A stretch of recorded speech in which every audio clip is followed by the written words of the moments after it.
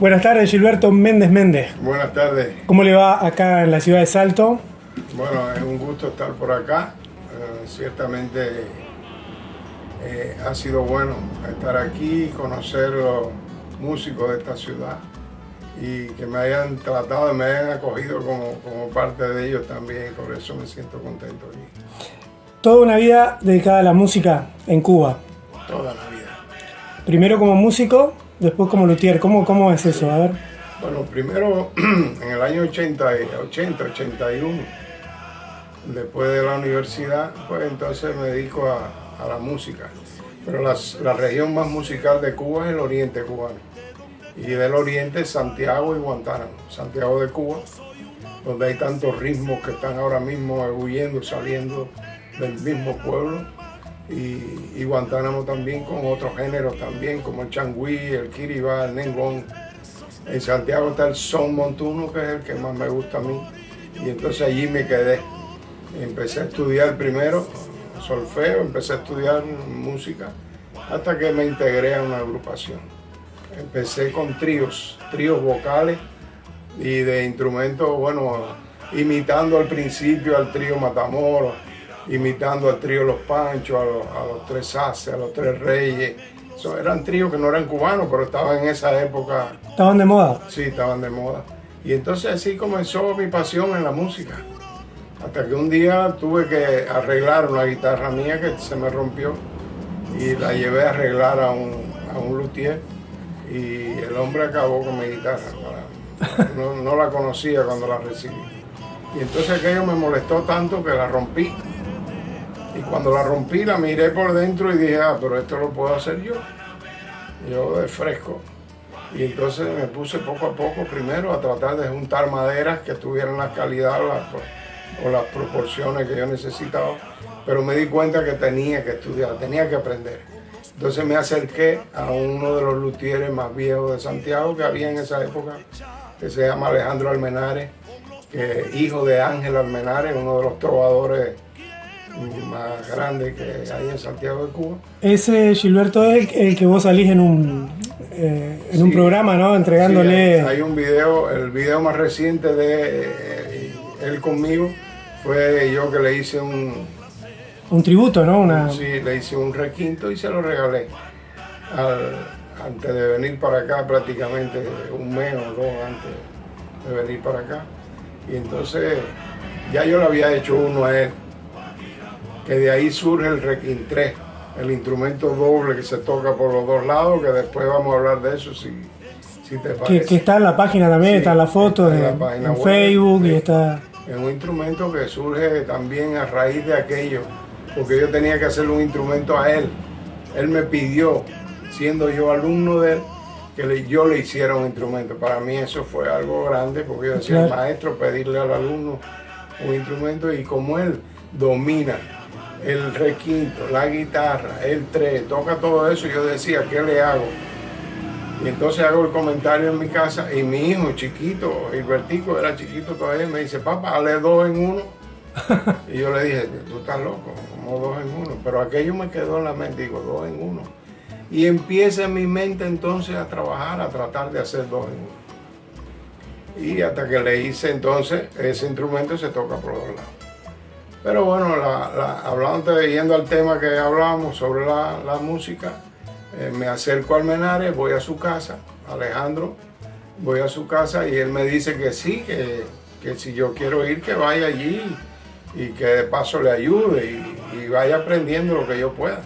Él no pensó nunca que yo me iba a dedicar a eso, porque hoy hay jóvenes que se han acercado a mí, que yo los he enseñado y han claudicado, porque ciertamente esta profesión es un poco triste también, porque es algo donde tú estás todo el tiempo en el banco trabajando, tú no tienes protagonismo ninguno, el protagonismo lo tiene lo que sale de tus manos y tiene que ser bueno. Entonces en Cuba hay una cosa y en Santiago otra también, que era un reto que yo tenía. Y el reto ese que yo tenía era que siendo una ciudad tan musical, donde hay tantos buenos músicos, un luthier allí tiene que estudiar, no puede ser cualquiera. tú no vas a hacer una guitarrita para venderla en el interior del país, sino que vas a hacer una guitarra para que la toquen músicos, que son músicos profesionales, que saben lo que quieren y que no van a comprar cualquier cosa. Y aparte va al extranjero también, Y ¿no? también sí, son músicos que salen también al extranjero y que están viendo otros instrumentos hechos en otros lugares. Entonces eso era un reto, la vara estaba alta. Sí. Y entonces ese reto hizo que yo me estudiara y me tuve que preparar muy bien y lograr que los músicos me aceptaran como su luthier. Como llegué ya en los últimos años ya, que no es cosa de 2, ni 5, ni 10 años. A raíz de los 12, 15 años fue cuando ya los músicos comenzaron a verme como un luthier de la ciudad. No es de un día para el otro, ¿no? No es de un día para el otro, no se hace un luthier. Y entonces Cuba tiene la otra dificultad, si pudiéramos decirlo así, de las maderas y de los materiales. Que no hay un lugar donde tú puedes ir, voy a buscar una tapa de pino abeto, voy a buscar un diapasón de ébano o un puente de ébano, voy a buscar un corte de palisandro, no hay un lugar así. No se vende ese producto así. No hay esa madera. ¿Y cómo se consigue la madera? Entonces las maderas se importan. Yo tenía que importar de Canadá o tenía que importar de España las tapas de pino abeto y los diapasones. Y entonces, para no comprar los cuerpos allá, pues entonces buscaba soluciones con maderas cubanas. Y ahí pues entonces comencé a usar la teca, comencé a usar la majagua azul, que hay algunos instrumentos hechos con esa madera.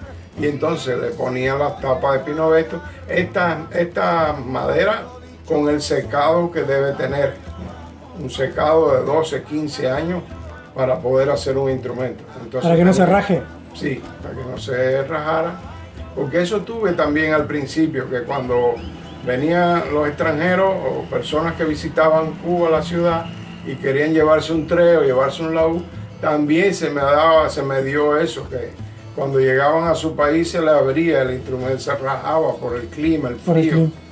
Y entonces tuve que prepararme bien y decir, bueno, ¿cuál es ese tema? ¿Por qué? Y llegué entonces a la conclusión de que las maderas tenían que tener una preparación previa.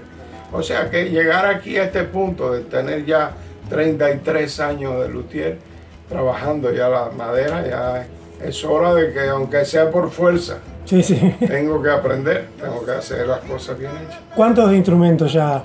¿Tenés la cuenta de cuántos instrumentos has hecho? Yo hago en el año alrededor de 12 a 15 instrumentos en el año, trabajando duro. 12, 15 instrumentos en el año, en un año. Pero hay ocasiones, nunca he hecho así como 15, a no ser un lote que hice para Nueva Orleans, para el Festival de Jazz, que se hizo en el 2017, que fue un lote de 16 instrumentos y hice 16 en el año. Ya yo sabía, pues, por la invitación que me habían hecho, la dirección del Festival de Jazz, que tenía que hacer 16 instrumentos para allá, y entonces en ese año me preparé y hice el intensivo. Porque a mí lo que me gusta es trabajar en el encargo. Claro. Cuando tú quieres un instrumento, tú vienes, coges la madera y me dices, quiero así, así, así. Eso es lo que me gusta, el reto ese de lograr lo que me piden y ver en el rostro del músico después que está satisfecho. Que se logró. Eso.